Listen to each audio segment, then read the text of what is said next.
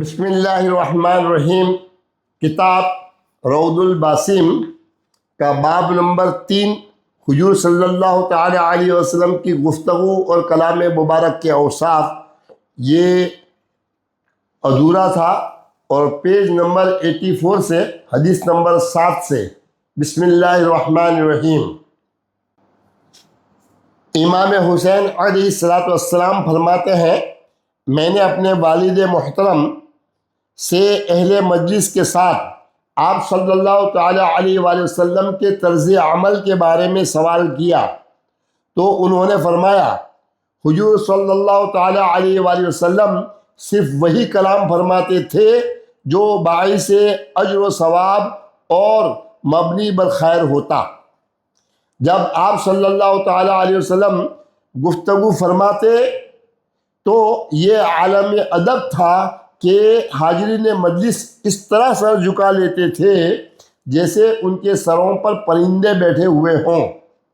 جب آپ صلی اللہ تعالی علیہ وآلہ وسلم کلام مکمل فرما کر خاموش ہو جاتے تو پھر اہل مجلس گفتگو کرتے۔ اہل مجلس آپ صلی اللہ تعالی علیہ وآلہ وسلم کی بارگاہ میں کسی بات پر نزاع یعنی جھگڑا نہ کرتے تھے۔ جب کوئی شخص آپ صلی اللہ تعالی علیہ وآلہ وسلم کی بارگاہ میں گفتگو کر رہا ہوتا، اس کی بات مکمل ہونے تک سب لوگ خاموش رہتے۔ آپ صلی اللہ تعالی علیہ وآلہ وسلم کی مجلس میں ہر شخص کی بات اتنی ہی توجہ سے سنی جاتی جتنی پہلے شخص کی بات، یعنی آپ صلی اللہ تعالی علیہ وآلہ وسلم تمام حاضرین کی گفتگو یکساں توجہ سے سماعت فرماتے۔ لوگوں کی دل جوئی اور حوصلہ افزائی کا یہ عالم تھا کہ جن باتوں پر صحابہ کرام رضی اللہ تعالیٰ عنہم مسکراتے، آپ صلی اللہ تعالیٰ علیہ وآلہ وسلم بھی ان پر تبسم ریز ہوتے تھے۔ آپ صلی اللہ تعالیٰ علیہ وآلہ وسلم بھی ان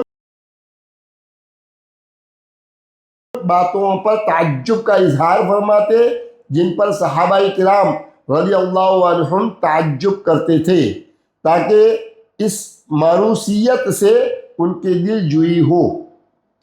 حضور صلی اللہ تعالی علیہ وآلہ وسلم اجنبی مسافروں اور آداب سے ناواقف لوگوں کے کلام کرنے اور سوال کرنے میں تلخی اور درشتگی کو بڑی شفقت اور خندہ پیشانی سے برداشت فرماتے تھے۔ یہاں تک کہ بعض صحابہ کرام رضی اللہ تعالیٰ عنہم خود آپ صلی اللہ تعالیٰ علیہ وسلم کی مجلس تک اجنبی افراد کو لے آیا کرتے تھے تاکہ ان کے ہر قسم کے سوالات سے خود بھی فائدہ اٹھائیں اور ادب کی وجہ سے جو باتیں صحابہ کرام رضی اللہ تعالیٰ عنہم خود نہ پوچھ سکتے تھے وہ بھی معلوم ہو جائیں۔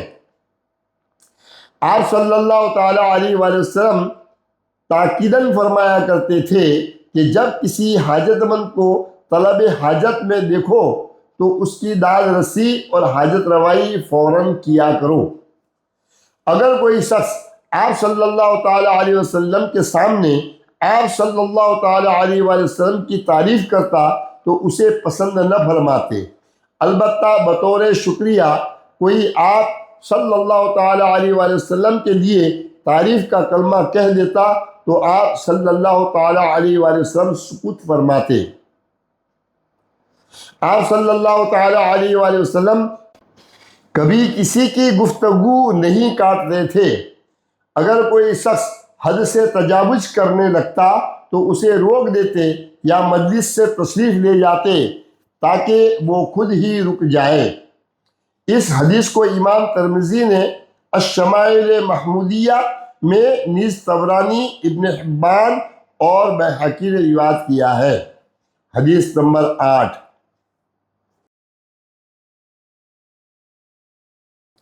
امام حسن بن علی علیہ السلام بیان کرتے ہیں کہ میں نے اپنے ماموں حضرت ہند بن ابی حالہ التمیمی رضی اللہ تعالیٰ عنہ سے پوچھا، اور وہ سب سے بہتر حضور نبی اکرم صلی اللہ تعالیٰ علیہ وآلہ وسلم کے اوصاف مبارک کو بیان فرمانے والے تھے۔ میں نے پوچھا مجھے آپ صلی اللہ تعالیٰ علیہ وآلہ وسلم کی گفتگو کے اوصاف بیان فرمائیے۔ انہوں نے فرمایا رسول اللہ صلی اللہ تعالیٰ علیہ وآلہ وسلم مسلسل آخرت کے غم کی کیفیت میں رہتے اور ہمہ وقت امور امت کی فکر میں رہتے۔ آپ صلی اللہ تعالیٰ علیہ وآلہ وسلم کا کوئی لہجہ فارغ نہ گزرتا۔ رسول اللہ صلی اللہ تعالیٰ علیہ وآلہ وسلم طویل سکوت فرماتے۔ آپ صلی اللہ تعالیٰ علیہ وآلہ وسلم بلا ضرورت گفتگو نہ فرماتے تھے۔ حضور صلی اللہ تعالیٰ علیہ وآلہ وسلم کا کلام اقدس مختصر مگر جامع الالفاظ پر مشتمل ہوتا تھا۔ آپ صلی اللہ تعالیٰ علیہ وسلم کا کلام بالکل واضح ہوتا، نہ تو فضول اور طویل کلام فرماتے کہ سامعین تنگ آ جائیں، اور نہ ہی انتہائی مختصر کلام فرماتے کہ سامعین کو بات سمجھنے میں دقت ہو۔ آپ صلی اللہ تعالیٰ علیہ وآلہ وسلم نہ کبھی کسی سے زیادتی کرتے تھے اور نہ ہی کبھی کسی کی اہانت و بے توقیری کرتے تھے۔ آپ صلی اللہ تعالیٰ علیہ وآلہ وسلم ہر نعمت کی قدر فرماتے اگرچہ وہ معمولی ہی کیوں نہ ہوتی۔ آپ صلی اللہ تعالیٰ علیہ وآلہ وسلم کبھی کسی نعمت کی مذمت نہ کرتے۔ اس حدیث کو امام ترمذی نے الشمائل المحمودیہ میں نیز طبرانی اور ابن حبان نے روایت کیا ہے۔ حدیث نمبر 9۔ حضرت ام معبد رضی اللہ تعالی عنہ ایک طویل روایت میں بیان کرتی ہیں آپ صلی اللہ تعالیٰ علیہ وآلہ وسلم کی گفتگو ہمیشہ شینی ہوتی، بے فائدہ یا لغو ہرگز نہ ہوتی۔ آپ صلی اللہ تعالیٰ علیہ وآلہ وسلم کی گفتگو گویا موتیوں کی لڑی ہوتی جس سے موتی جڑ رہے ہوتے۔ اس حدیث کو امام حاکم، طبرانی، ابن حبان، ابن ابی عاصم نے روایت کیا ہے۔ 2 کان صلی اللہ تعالیٰ علیہ وآلہ وسلم علیہ وقار خلال النطق ہی، یعنی حضور صلی اللہ تعالیٰ علیہ وآلہ وسلم دوران گفتگو سراپا تمکنت اور پر وقار نظر آتے تھے۔ حدیث نمبر 9۔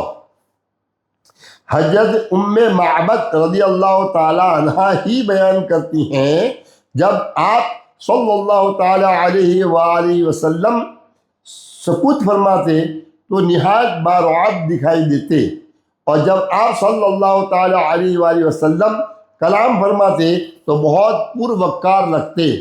آپ صلی اللہ تعالیٰ علیہ وآلہ وسلم کا کلام موتیوں کی ہار کی مثل ہوتا تھا۔ اسے امام ابن عساکر نے روایت کیا ہے۔ اس باب کا موضوع نمبر 3، حضور صلی اللہ تعالیٰ علیہ وآلہ وسلم دوران گفتگو ہمیشہ تبسم ریز رہتے تھے۔ حدیث نمبر 11۔ حضرت ابو درداء رضی اللہ تعالیٰ عنہ بیان کرتے ہیں رسول اللہ صلی اللہ تعالیٰ علیہ وآلہ وسلم جب گفتگو فرماتے تو اپنی گفتگو کے دوران تبسم فرماتے۔ اس حدیث کو ابو شیخ الاصبہانی نے روایت کیا ہے۔ یہاں باب نمبر 3 مکمل ہوتا ہے۔ اب باب نمبر 4، فصل فی صفت فرح النبی صلی اللہ تعالیٰ علیہ وآلہ وسلم وتبسمہ، یعنی حضور صلی اللہ تعالیٰ علیہ وآلہ وسلم کے فرحاں و شاداں اور تبسم ریز ہونے کی کیفیات۔ رسول اکرم صلی اللہ تعالیٰ علیہ وآلہ وسلم کی ذات اقدس صرف عبادت و ریاضت اور زہد و ورع کا پیکر نہ تھی، بلکہ آپ صلی اللہ تعالیٰ علیہ وآلہ وسلم سراپا رحمت و شفقت اور الفت و محبت بھی تھے۔ جہاں آپ صلی اللہ تعالیٰ علیہ وآلہ وسلم کا قلب اقدس خشیت الہی سے معمور اور چشمان مبارک آنسوؤں سے تر رہتی تھیں، وہیں آپ صلی اللہ تعالیٰ علیہ وآلہ وسلم کی مجالس تبسم ریزی، کھندہ پیشانی، خوش خلقی اور بشاشت کا آئینہ دار تھیں۔ آپ صلی اللہ تعالیٰ علیہ وآلہ وسلم کا تبسم محض ہنسی اور مسکراہٹ نہ تھا، بلکہ ایک ایسا روحانی نور تھا جو دلوں کو سکون، ماحول کو مانوسیت اور انسانوں کو فرحت بخشتا تھا۔ آپ صلی اللہ تعالیٰ علیہ وآلہ وسلم کا چہرہ انور جب مسکراتا تو صحابہ کرام رضی اللہ تعالیٰ عنہم فرماتے گویا 14ویں رات کا چاند چمک اٹھا ہو۔ آپ صلی اللہ تعالیٰ علیہ وآلہ وسلم کا تبسم تکلف سے پاک، خلوص سے لبریز اور حکمت سے معمور ہوتا تھا۔ اس فصل کی احادیث مبارکہ ہمیں بتاتی ہیں کہ اگر خوش اخلاقی دین کی روح ہے تو کھندہ پیشانی اور کشادہ روی سے ملنا سنت نبوی ہے۔ آج کے معاشرے میں جہاں ہر دوسرا انسان ذہنی تناؤ اور قلبی اضطراب کا شکار ہے، ہمیں ان نفع بخش اور حیات آفری روایات کو زندہ کرنا چاہیے۔ ہمیں خوش دلی اور تبسم ریزی کو اپنی فطرت ثانیہ بنانا چاہیے تاکہ دین کی دعوت ثمر آور اور نتیجہ خیز ہو۔ حضور نبی اکرم صلی اللہ تعالیٰ علیہ وآلہ وسلم کا تبسم اور فرحت اور انبساط دراصل امت کے لیے تعلیم ہے کہ دینداری کا مطلب خشک مزاجی یا کھندہ گریزی نہیں، بلکہ زندگی کے ہر پہلو میں توازن، کشادگی، حسن سلوک اور مسکراہٹ کے ساتھ جینا ہے۔ الحدیث 1، حضور صلی اللہ تعالیٰ علیہ وآلہ وسلم کے مسرور اور تبسم ریز ہونے کا بیان۔ حضرت کعب بن مالک رضی اللہ تعالیٰ عنہ جب غزوہ تبوک سے پیچھے رہ گئے تھے، اس وقت کے احوال بیان کرتے ہوئے فرماتے ہیں، توبہ قبول ہونے کے بعد جب میں نے رسول اللہ صلی اللہ تعالیٰ علیہ وآلہ وسلم کی بارگاہ میں حاضر ہو کر سلام عرض کیا تو آپ کا چہرہ انور خوشی سے جگمگا رہا تھا۔ رسول اللہ صلی اللہ تعالیٰ علیہ وآلہ وسلم جب بھی مسرور ہوتے، آپ صلی اللہ تعالیٰ علیہ وسلم کا چہرہ مبارک یوں نور بار ہو جاتا تھا جیسے وہ چاند کا ٹکڑا ہے۔ یہ حدیث متفق علیہ ہے۔ حدیث نمبر 2، ایک اور روایت میں حضرت کعب بن مالک رضی اللہ تعالیٰ عنہ سے مروی ہے، رسول اللہ صلی اللہ تعالیٰ علیہ وآلہ وسلم جب کسی بات پر خوش ہوتے تو آپ صلی اللہ تعالیٰ علیہ وآلہ وسلم کا چہرہ مبارک وفور مسرت سے یوں دمک اٹھتا گویا وہ چاند کا ہالہ ہے۔ اسے امام طبرانی نے روایت کیا ہے۔ حدیث نمبر 3،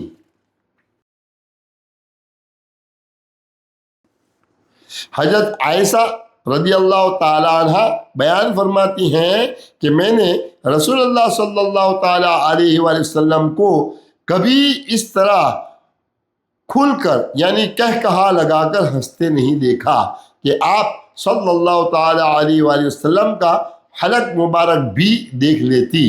آپ صلی اللہ تعالیٰ علیہ وآلہ وسلم صرف مسکرایا کرتے تھے۔ یہ حدیث متفق علیہ ہے۔ حدیث نمبر 4، حضرت عائشہ رضی اللہ تعالیٰ عنہ سے کسی نے پوچھا، رسول اللہ صلی اللہ تعالیٰ علیہ وآلہ وسلم گھر میں کیسے رہتے تھے؟ آپ نے جواب دیا، آپ صلی اللہ تعالیٰ علیہ وآلہ وسلم لوگوں میں سب سے زیادہ نرم مزاج اور جود و سخا کرنے والے تھے۔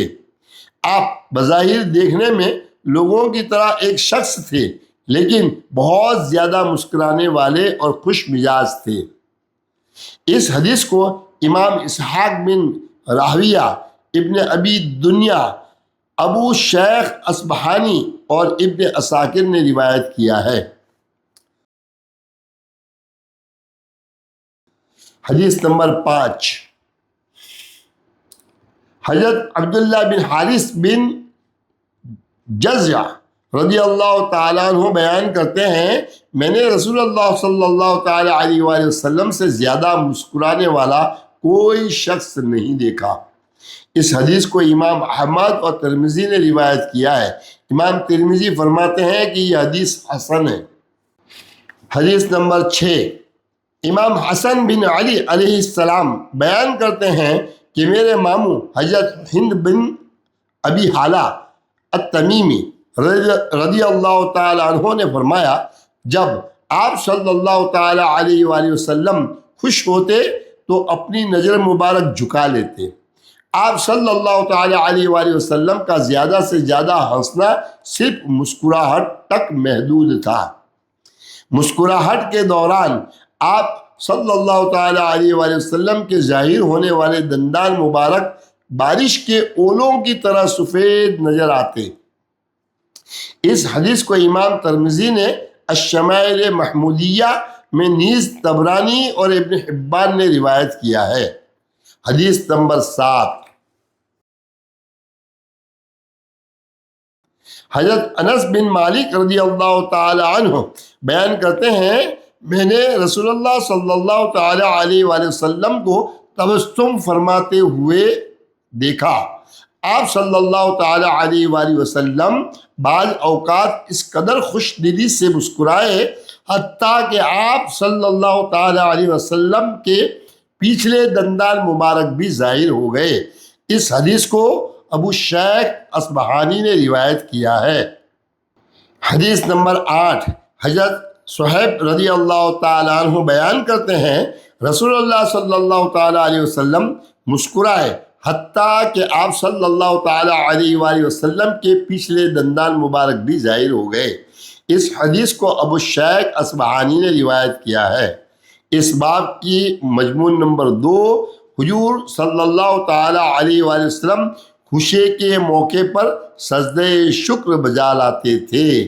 اور حدیث نمبر 9، حضرت ابو بکرہ رضی اللہ تعالیٰ عنہ روایت کرتے ہیں کہ حضور نبی اکرم صلی اللہ تعالیٰ علیہ وسلم کے پاس جب کوئی مسرت افزا خبر یا خوشخبری آتی تو آپ صلی اللہ تعالیٰ علیہ وآلہ وسلم اللہ سبحانہ تعالیٰ کا شکر ادا کرنے کی غرض سے سجدہ ریز ہو جاتے۔ اس حدیث کو امام ابو داود، ابن ماجہ اور حاکم نے روایت کیا ہے۔ مضمون نمبر 3، حضور صلی اللہ تعالیٰ علیہ وآلہ وسلم ہمیشہ مسکراتے چہرے کے ساتھ لوگوں سے ملاقات فرماتے تھے۔ اور حدیث نمبر 10، حضرت قیس رضی اللہ تعالیٰ عنہ بیان کرتے ہیں کہ میں نے حضرت زریر بن عبداللہ البحولی رضی اللہ تعالیٰ عنہ کو فرماتے ہوئے سنا کہ انہوں نے بیان کیا، رسول اللہ صلی اللہ تعالیٰ علیہ وآلہ وسلم نے جب بھی میری طرف دیکھا مسکراتے ہوئے ہی دیکھا۔ پھر بیان کیا کہ رسول اللہ صلی اللہ تعالیٰ علیہ وآلہ وسلم نے فرمایا، اس دروازے سے ایک ایسا آدمی داخل ہوگا جو یمن کے بہترین لوگوں میں سے ہے، اس کا چہرہ نہایت خوبصورت ہے۔ پھر حضرت زریر رضی اللہ تعالیٰ نمودار ہوئے۔ اس حدیث کو امام حمیدی نے بخاری نے الادب المفرد میں اور ابن ابی عاصم نے روایت کیا ہے۔ حدیث نمبر 11، حضرت جریر رضی اللہ تعالیٰ عنہ بیان کرتے ہیں کہ اسلام قبول کرنے کے بعد جب بھی رسول اللہ صلی اللہ تعالیٰ علیہ وآلہ وسلم نے مجھے دیکھا تو میرے سامنے ضرور مسکرائے۔ اس حدیث کو امام بخاری نے الادب المفرد میں اور طبرانی نے روایت کیا ہے۔ حدیث نمبر 12، حضرت ام دردہ رضی اللہ تعالیٰ عنہ حضرت ابو دردہ رضی اللہ تعالیٰ عنہ کے متعلق بیان فرماتی ہیں، ان کا معمول تھا کہ وہ دوران گفتگو مسکرایا کرتے تھے۔ میں نے جب ان سے اس کے متعلق پوچھا تو انہوں نے جواب دیا، میں نے جب بھی رسول اللہ صلی اللہ تعالیٰ علیہ وآلہ وسلم کو گفتگو فرماتے دیکھا اس دوران آپ صلی اللہ تعالیٰ علیہ وآلہ وسلم کو ہمیشہ مسکراتے ہوئے دیکھا۔ اسے امام احمد نے اور طبرانی نے مذکورہ الفاظ کے ساتھ روایت کیا ہے۔ اس باب کا مضمون نمبر 4، حضور صلی اللہ تعالیٰ علیہ وآلہ وسلم صحابہ رضی اللہ تعالیٰ عنہ کی مجالس میں تشریف فرما ہوتے اور ان کی گفتگو پر تبسم فرماتے تھے۔ حدیث نمبر 13، حضرت ابو ہریرہ رضی اللہ تعالیٰ عنہ نے بیان کیا ہے کہ رسول اللہ صلی اللہ تعالیٰ علیہ وآلہ وسلم ایک دن گفتگو فرما رہے تھے۔ اس وقت آپ صلی اللہ تعالیٰ علیہ وآلہ وسلم کے پاس ایک بادیہ نشین بھی تھا۔ آپ صلی اللہ تعالیٰ علیہ وآلہ وسلم نے فرمایا کہ اہل جنت میں سے ایک شخص نے اللہ تعالیٰ سے کھیتی کی اجازت چاہی۔ اللہ تعالیٰ نے فرمایا کہ کیا وہ سب کچھ تمہارے پاس نہیں ہے جو تم چاہتے ہو؟ وہ کہے گا کہ ضرور ہے، لیکن میں چاہتا ہوں کہ کھیتی کروں۔ چنانچہ بہت جلدی وہ بیج ڈالے گا اور پلک چھپکنے تک اس کا اگنا، برابر کٹنا اور پہاڑوں کی طرح غلے کی انبار لگ جانا ہو جائے گا۔ اللہ تعالیٰ فرمائے گا، اے ابن آدم، اسے لے لے، تیرے پیٹ کو کوئی چیز نہیں بھر سکتی۔ دیہاتی عرض گزار ہوا، یا رسول اللہ، ایسا تو قریشی یا انصاری ہی کریں گے، کیونکہ وہی کھیتی باڑی والے ہیں، ہم تو کسان نہیں ہیں۔ رسول اللہ صلی اللہ تعالی علیہ وسلم کو اس کی یہ بات سن کر ہنسی آ گئی۔ حدیث نمبر 14، حضرت جابر بن سمرہ رضی اللہ تعالیٰ عنہ بیان کرتے ہیں، میں 100 سے زائد مرتبہ حضور نبی اکرم صلی اللہ تعالیٰ علیہ وآلہ وسلم کی مجلس میں بیٹھا۔ صحابہ کرام رضی اللہ عنہم شعر پڑھتے اور دور جاہلیت کے بعض باتوں کا تذکرہ کرتے۔ آپ صلی اللہ تعالیٰ علیہ وآلہ وسلم اکثر خاموش رہتے اور بعض اوقات ان کے ساتھ آپ صلی اللہ تعالیٰ علیہ وآلہ وسلم بھی تبسم فرماتے۔ اسے امام احمد، ترمذی نے مذکورہ الفاظ کے ساتھ اور ابن حبان نے روایت کیا ہے۔ امام ترمذی نے فرمایا یہ حدیث حسن صحیح ہے۔ حدیث نمبر 15، حضرت جابر بن سمرہ رضی اللہ تعالیٰ عنہ سے ہی روایت ہے، ان سے سوال کیا گیا، کیا آپ کو رسول اللہ صلی اللہ تعالیٰ علیہ وآلہ وسلم کی مجلس میں تشریف فرما ہونے کی سعادت حاصل ہوئی ہے؟ انہوں نے فرمایا، ہاں، رسول اللہ صلی اللہ تعالیٰ علیہ وآلہ وسلم مجلس میں زیادہ وقت خاموشی اختیار کیے رکھتے۔ صحابہ کرام رضی اللہ تعالیٰ عنہم آپ کی مجلس میں شعر پڑھتے، دور جاہلیت کی بعض باتوں کا تذکرہ کرتے، وہ ہنستے تو آپ صلی اللہ تعالیٰ علیہ وآلہ وسلم بھی اجراہ کرم اور لطف و احسان ان کی دل جوئی کے لیے ان کے ساتھ تبسم فرماتے۔ اس حدیث کو ابو الشیخ اصبہانی اور بیہقی نے روایت کیا ہے۔ حدیث نمبر 16، حضرت اسامہ بن زید رضی اللہ تعالیٰ عنہ سے مروی ہے کہ انہوں نے حضرت ابو حازم اور حفص بن عبید اللہ بن انس رضی اللہ تعالیٰ عنہما سے سنا کہ ان دونوں نے بیان کیا، رسول اللہ صلی اللہ تعالیٰ علیہ وآلہ وسلم اپنے صحابہ کرام رضی اللہ تعالیٰ عنہم سے آخرت کے معاملات پر گفتگو فرمایا کرتے تھے۔ جب دیکھتے کہ وہ ایک موضوع سے اکتانے لگے تو آپ صلی اللہ تعالیٰ علیہ وسلم یہ بات جان جاتے، لہذا آپ صلی اللہ تعالیٰ علیہ وآلہ وسلم ان سے بعض دنیاوی معاملات پر گفتگو فرمانے لگتے۔